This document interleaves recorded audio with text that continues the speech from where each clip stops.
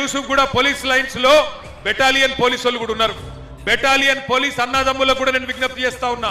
అన్న యాది పెట్టుకోండి, ఎలక్షన్లకు ముందు ఏక్ పోలీస్ అన్నాడు, రాష్ట్రం అంతటా ఏక్ పోలీస్ విధానం తీసుకొస్తా అని చెప్పి నమ్మబలికిండు రేవంత్ రెడ్డి గారు.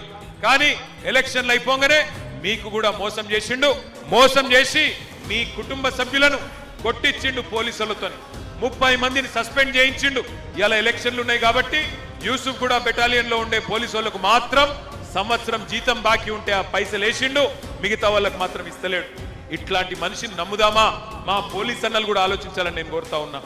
ఇక్కడికి విచ్చేసిన పోలీస్ సోదరులను కూడా నేను కోరుతున్నా. హోం గార్డులు ఉన్నారు, పోలీస్ కానిస్టేబుల్ ఉన్నారు, మీ పెద్ద పెద్ద ఐఏఎస్ ఐపీఎస్ ఆఫీసర్లు, ఇన్స్పెక్టర్లు, డిఎస్పీలు ఎటన్న పోని సాధారణ పోలీస్ అన్నలను కూడా నేను అడుగుతున్నా, ఈ దుర్మార్గపు రాజ్యాన్ని దయచేసి సమర్థించకండి. ఈ దుర్మార్గపు ప్రభుత్వాన్ని దయచేసి వారికి అండగా నిలబడకండి.